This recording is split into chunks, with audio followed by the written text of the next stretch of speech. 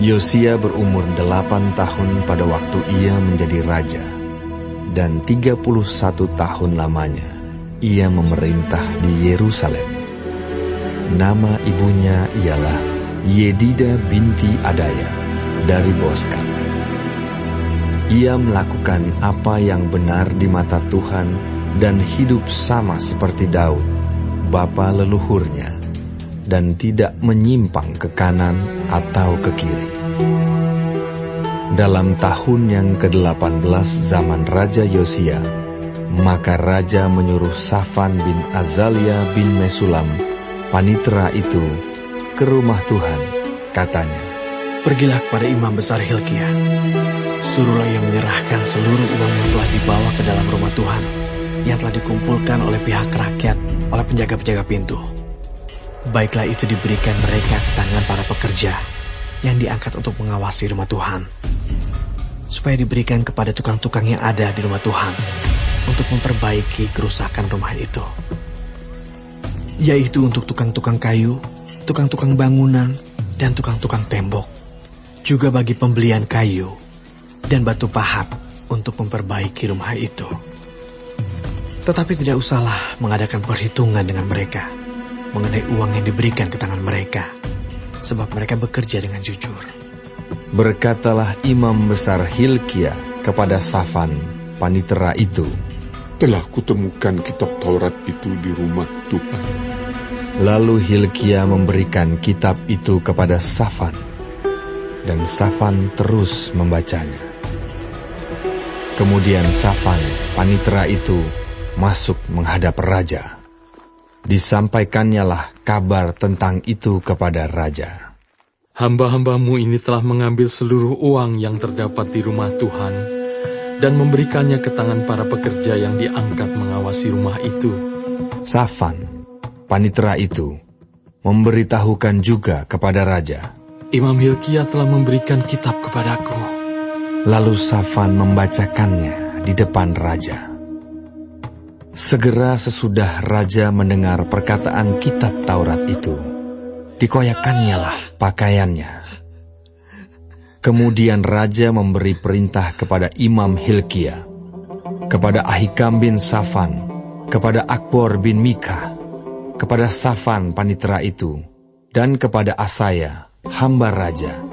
Katanya, "Pergilah, mintalah petunjuk Tuhan bagiku, bagi rakyat, bagi seluruh Yehuda, tentang perkataan kitab yang ditemukan ini. Sebab hebat kehangatan murka Tuhan yang bernyala-nyala terhadap kita, oleh karena nenek moyang kita yang tidak mendengarkan perkataan kitab ini dengan berbuat tepat seperti yang tertulis di dalamnya." Maka pergilah Imam Hilkia, Ahikam, Akbor, Safan dan Asaya kepada Nabiah Hulda, istri seorang yang mengurus pakaian-pakaian, yaitu Salum bin Tikwa bin Harhas. Nabiah itu tinggal di Yerusalem, di perkampungan baru. Mereka memberitakan semuanya kepadanya. Perempuan itu menjawab mereka, "Beginilah firman Tuhan Allah Israel. Katakanlah kepada orang yang menyuruh kamu kepadaku. Beginilah firman Tuhan. Sesungguhnya aku akan mendatangkan malapetaka atas tempat ini dan atas penduduknya, yakni segala perkataan kitab yang telah dibaca oleh Raja Yehuda. Karena mereka meninggalkan aku dan membakar korban kepada Allah lain dengan maksud menimbulkan sakit hatiku dengan segala pekerjaan tangan mereka.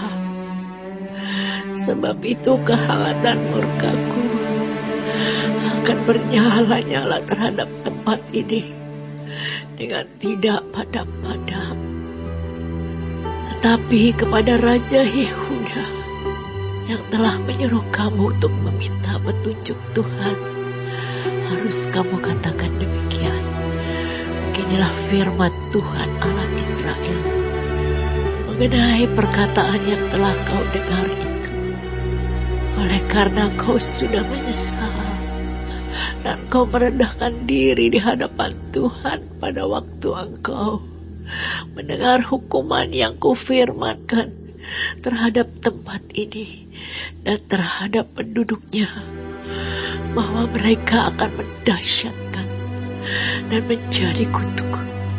Dan oleh karena engkau mengoyakkan pakaianmu dan menangis di hadapanku, aku pun telah mendengarnya. Demikianlah firman Tuhan. Sebab itu, sesungguhnya aku akan mengumpulkan engkau kepada nenek moyangmu, dan engkau akan dikebumikan ke dalam kuburmu dengan damai. Dan matamu tidak akan melihat segala malapetaka yang akan kudatangkan atas tempat ini. Lalu mereka menyampaikan jawab itu kepada raja.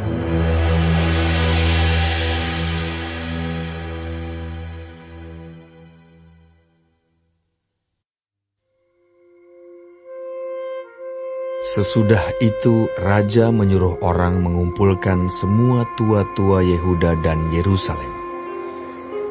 Kemudian pergilah raja ke rumah Tuhan, dan bersama-sama dia semua orang Yehuda dan semua penduduk Yerusalem, para imam, para nabi, dan seluruh orang awam, dari yang kecil sampai yang besar. Dengan didengar mereka, ia membacakan segala perkataan dari kitab perjanjian yang ditemukan di rumah Tuhan itu.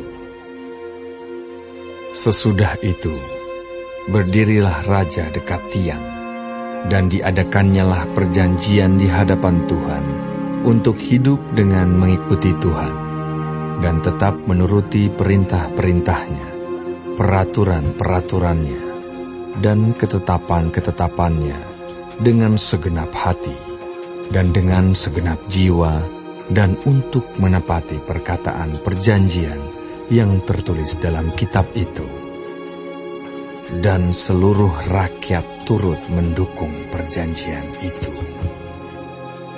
Raja memberi perintah kepada imam besar Hilkia dan kepada para imam tingkat 2 dan kepada para penjaga pintu untuk mengeluarkan dari bait Tuhan segala perkakas yang telah dibuat untuk Baal dan Asyera, dan untuk segala tentara langit.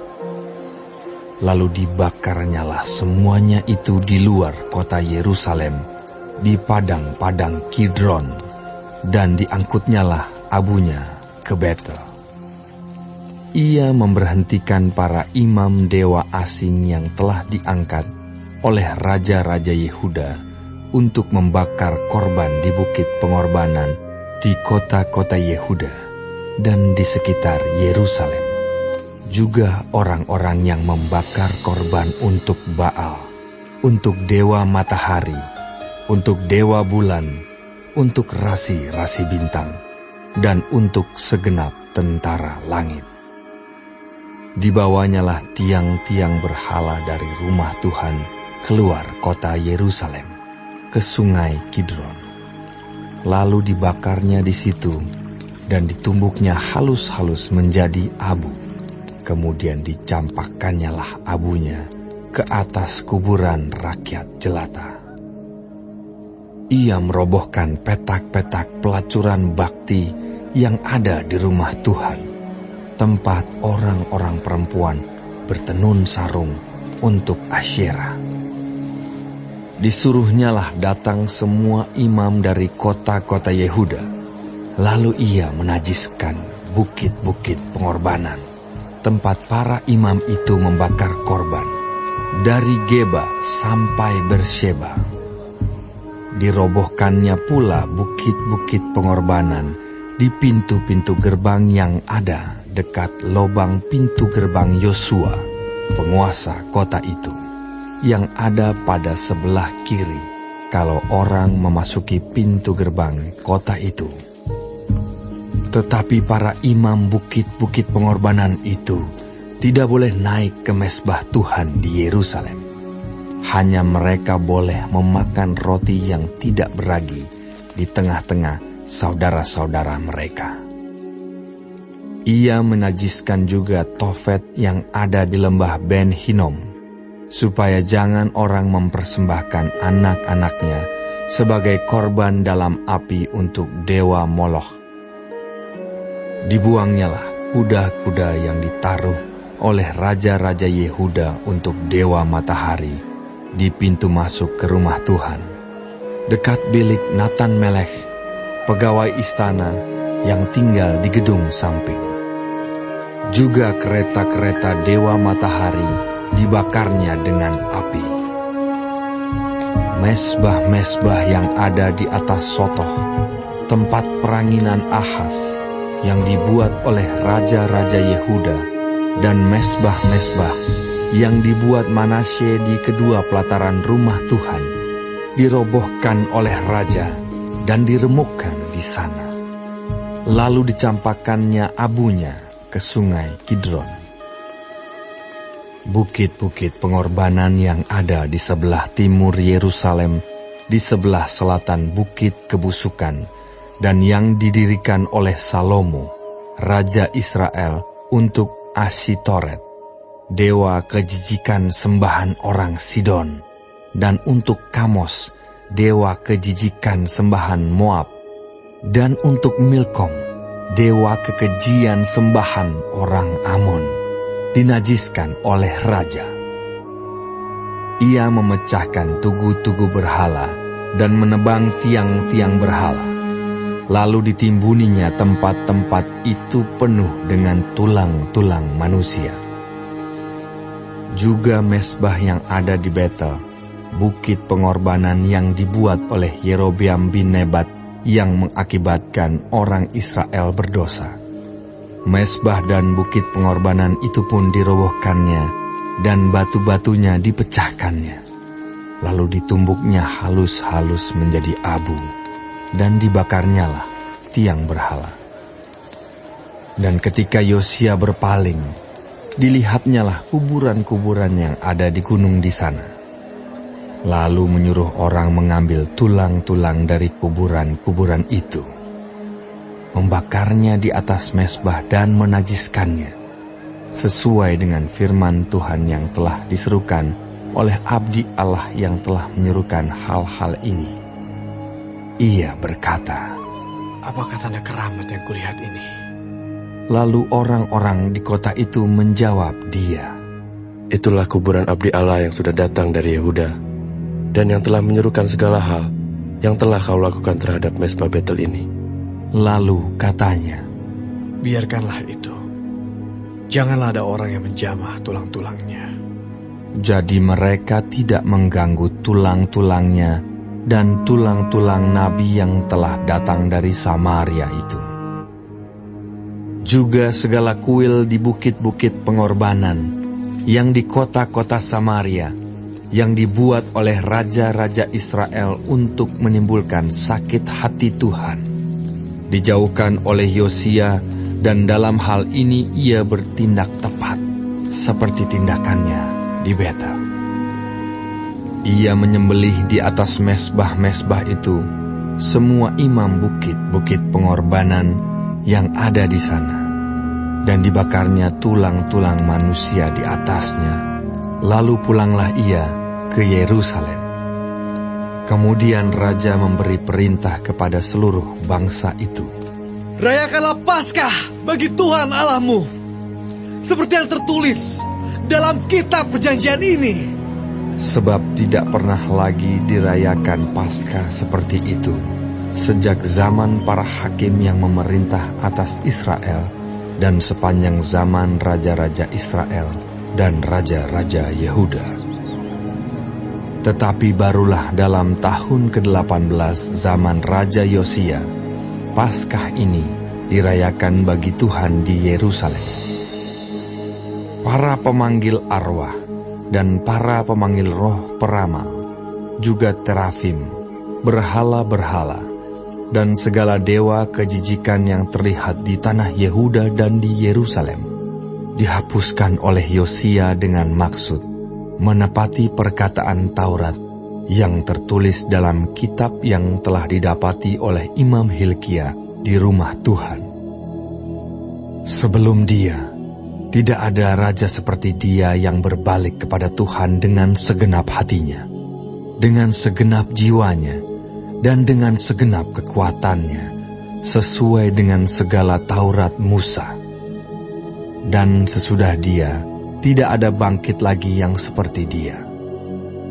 Tetapi Tuhan tidak beralih dari murkanya yang sangat bernyala-nyala itu, yang telah bangkit terhadap Yehuda, oleh karena segala sakit hatinya yang ditimbulkan Manasye.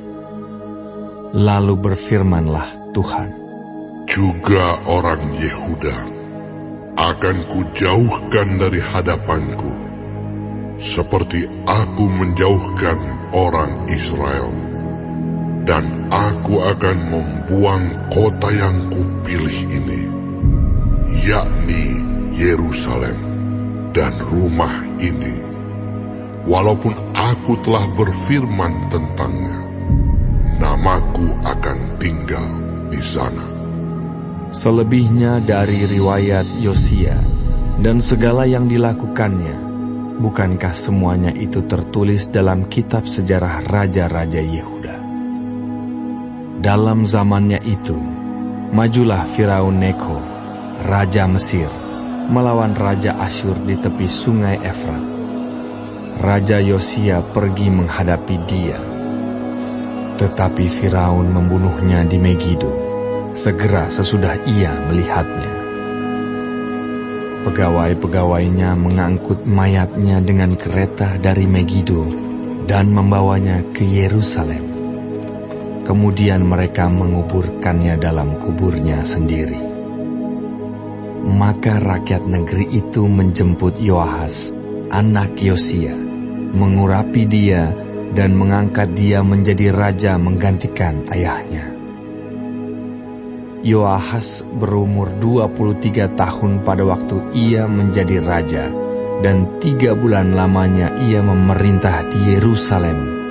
Nama ibunya ialah Hamutal binti Yeremia dari Libna.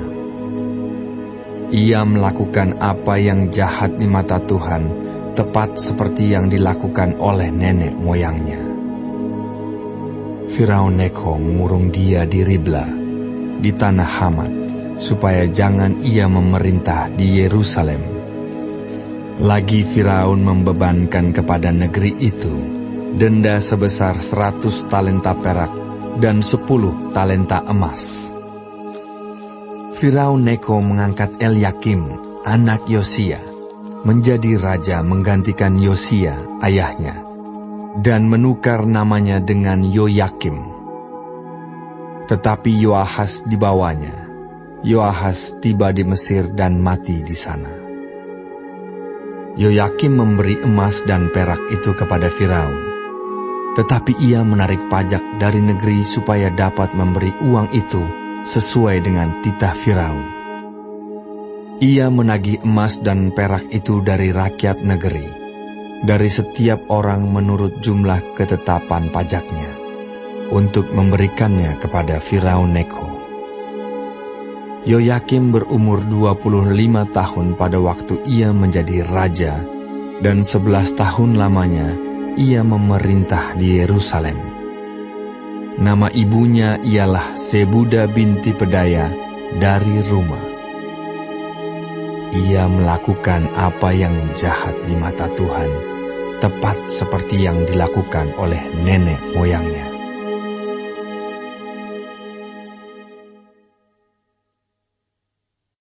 Untuk pemimpin biduan, Mazmur Daud. Langit menceritakan kemuliaan Allah, dan cakrawala memberitakan pekerjaan tangannya.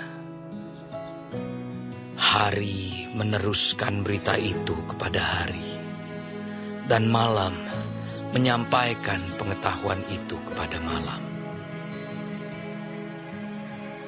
Tidak ada berita dan tidak ada kata. Suara mereka tidak terdengar. Tetapi gema mereka terpencar ke seluruh dunia. Dan perkataan mereka sampai ke ujung bumi. Ia memasang kemah di langit untuk matahari, yang keluar bagaikan pengantin laki-laki yang keluar dari kamarnya. Girang bagaikan pahlawan yang hendak melakukan perjalanannya. Dari ujung langit ia terbit, dan ia beredar sampai ke ujung yang lain. Tidak ada yang terlindung dari panas sinarnya. Taurat Tuhan itu sempurna, menyegarkan jiwa. Peraturan Tuhan itu teguh, memberikan hikmat kepada orang yang tak berpengalaman. Titah Tuhan itu tepat, menyukakan hati. Perintah Tuhan itu murni, membuat mata bercahaya. Takut akan Tuhan itu suci, tetap ada untuk selamanya. Hukum-hukum Tuhan itu benar, adil semuanya. Lebih indah daripada emas, bahkan daripada banyak emas tua. Dan lebih manis daripada madu, bahkan daripada madu tetesan dari sarang lebah. Lagi pula hambamu diperingatkan oleh semuanya itu. Dan orang yang berpegang padanya mendapat upah yang besar. Siapakah yang dapat mengetahui kesesatan? Bebaskanlah aku dari apa yang tidak kusadari. Lindungilah hambamu juga terhadap orang yang kurang ajar. Janganlah mereka menguasai aku. Maka aku menjadi tak bercelah dan bebas dari pelanggaran besar. Mudah-mudahan Engkau berkenan akan ucapan mulutku dan renungan hatiku, ya Tuhan.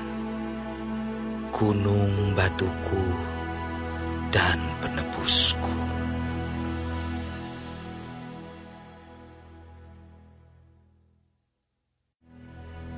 Rambut putih adalah mahkota yang indah yang didapat pada jalan kebenaran. Orang yang sabar melebihi seorang pahlawan. Orang yang menguasai dirinya melebihi orang yang merebut kota. Undi dibuang di pangkuan, tetapi setiap keputusannya berasal daripada Tuhan.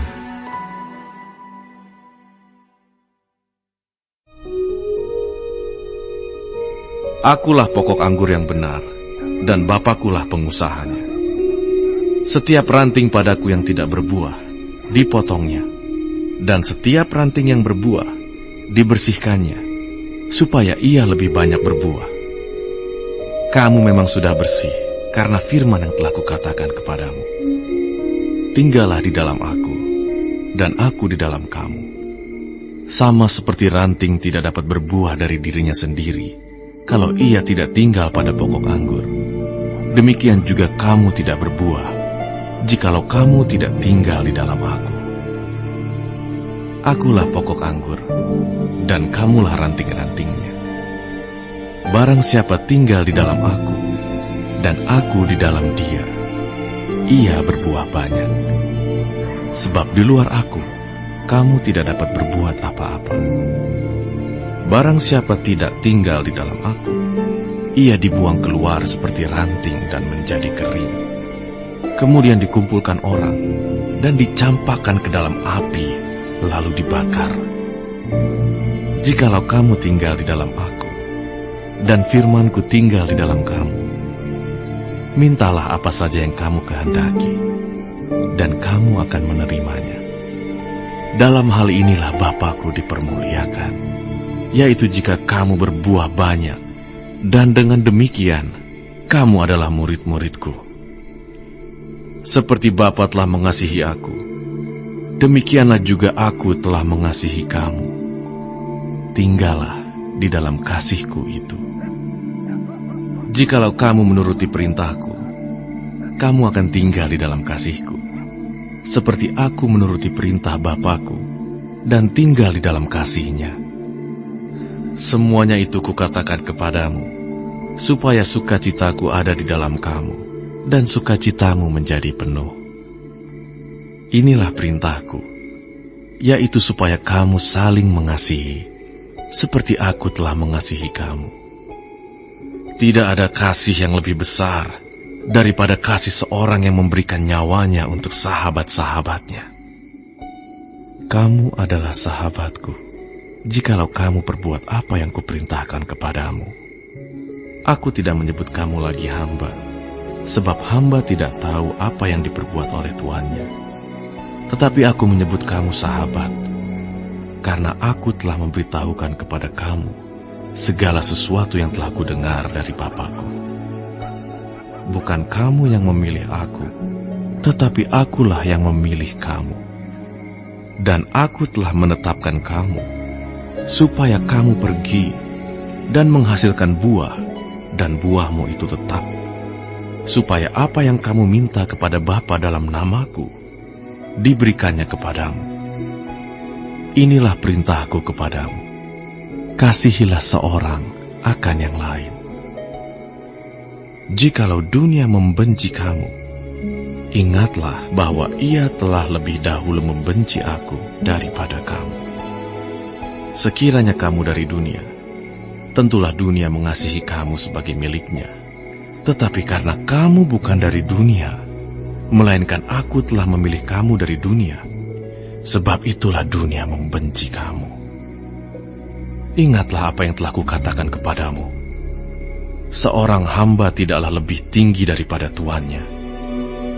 Jikalau mereka telah menganiaya Aku, mereka juga akan menganiaya kamu. Jikalau mereka telah menuruti firman-Ku, mereka juga akan menuruti perkataan-Mu. Tetapi semuanya itu akan mereka lakukan terhadap kamu karena nama-Ku, sebab mereka tidak mengenal Dia yang telah mengutus Aku. Sekiranya Aku tidak datang dan tidak berkata-kata kepada mereka, mereka tentu tidak berdosa. Tetapi sekarang mereka tidak mempunyai dalih bagi dosa mereka. Barang siapa membenci Aku, ia membenci juga Bapa-Ku. Sekiranya Aku tidak melakukan pekerjaan di tengah-tengah mereka, seperti yang tidak pernah dilakukan orang lain, mereka tentu tidak berdosa. Tetapi sekarang, walaupun mereka telah melihat semuanya itu, namun mereka membenci baik Aku maupun Bapa-Ku. Tetapi firman yang ada tertulis dalam kitab Taurat mereka harus digenapi.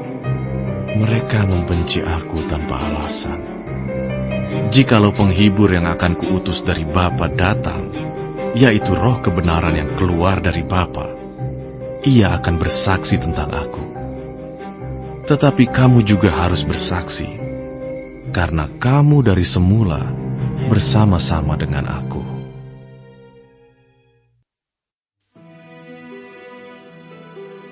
Lihatlah betapa besarnya kasih yang dikaruniakan Bapa kepada kita, sehingga kita disebut anak-anak Allah.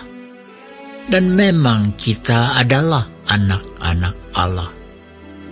Karena itu, dunia tidak mengenal kita, sebab dunia tidak mengenal Dia. Saudara-saudaraku yang kekasih, sekarang kita adalah anak-anak Allah, tetapi belum nyata apa keadaan kita kelak. Akan tetapi kita tahu bahwa apabila Kristus menyatakan dirinya, kita akan menjadi sama seperti Dia, sebab kita akan melihat Dia dalam keadaannya yang sebenarnya. Setiap orang yang menaruh pengharapan itu kepadanya menyucikan diri sama seperti Dia yang adalah suci. Setiap orang yang berbuat dosa melanggar juga hukum Allah, sebab dosa ialah pelanggaran hukum Allah. Dan kamu tahu bahwa Ia telah menyatakan dirinya supaya Ia menghapus segala dosa, dan di dalam Dia tidak ada dosa. Karena itu, setiap orang yang tetap berada di dalam Dia tidak berbuat dosa lagi. Setiap orang yang tetap berbuat dosa tidak melihat dan tidak mengenal Dia. Anak-anakku, janganlah membiarkan seorang pun menyesatkan kamu. Barang siapa yang berbuat kebenaran adalah benar, sama seperti Kristus adalah benar. Barang siapa yang tetap berbuat dosa berasal dari iblis, sebab iblis berbuat dosa dari mulanya. Untuk inilah anak Allah menyatakan dirinya, yaitu supaya Ia membinasakan perbuatan-perbuatan iblis itu. Setiap orang yang lahir dari Allah tidak berbuat dosa lagi, sebab benih ilahi tetap ada di dalam Dia, dan Ia tidak dapat berbuat dosa, karena Ia lahir dari Allah. Inilah tanda-tandanya anak-anak Allah dan anak-anak iblis. Setiap orang yang tidak berbuat kebenaran tidak berasal dari Allah. Demikian juga barang siapa yang tidak mengasihi saudaranya. Sebab inilah berita yang telah kamu dengar dari mulanya, yaitu bahwa kita harus saling mengasihi. Bukan seperti Kain yang berasal dari si jahat dan yang membunuh adiknya. Dan apakah sebabnya ia membunuhnya? Sebab segala perbuatannya jahat dan perbuatan adiknya benar. Janganlah kamu heran, saudara-saudara, apabila dunia membenci kamu. Kita tahu bahwa kita sudah berpindah dari dalam maut ke dalam hidup, yaitu karena kita mengasihi saudara kita. Barang siapa tidak mengasihi, ia tetap di dalam maut. Setiap orang yang membenci saudaranya adalah seorang pembunuh manusia. Dan kamu tahu bahwa tidak ada seorang pembunuh yang tetap memiliki hidup yang kekal di dalam dirinya. Demikianlah kita ketahui kasih Kristus, yaitu bahwa Ia telah menyerahkan nyawanya untuk kita. Jadi kita pun wajib menyerahkan nyawa kita untuk saudara-saudara kita.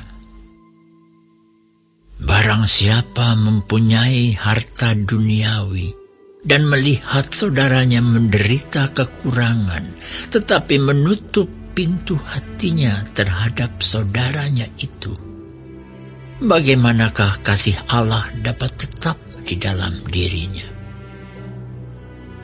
Anak-anakku, marilah kita mengasihi bukan dengan perkataan atau dengan lidah, tetapi dengan perbuatan dan dalam kebenaran. Demikianlah kita ketahui bahwa kita berasal dari kebenaran. Demikian pula kita boleh menenangkan hati kita di hadapan Allah. Sebab jika kita dituduh olehnya, Allah adalah lebih besar daripada hati kita, serta mengetahui segala sesuatu. Saudara-saudaraku yang kekasih, jikalau hati kita tidak menuduh kita, maka kita mempunyai keberanian percaya untuk mendekati Allah. Dan apa saja yang kita minta, kita memperolehnya daripadanya, karena kita menuruti segala perintahnya dan berbuat apa yang berkenan kepadanya. Dan inilah perintahnya itu, supaya kita percaya akan nama Yesus Kristus anaknya, dan supaya kita saling mengasihi sesuai dengan perintah yang diberikan Kristus kepada kita. Barang siapa menuruti segala perintahnya, ia diam di dalam Allah, dan Allah di dalam Dia. Dan demikianlah kita ketahui bahwa Allah ada di dalam kita, yaitu Roh yang telah Ia karuniakan kepada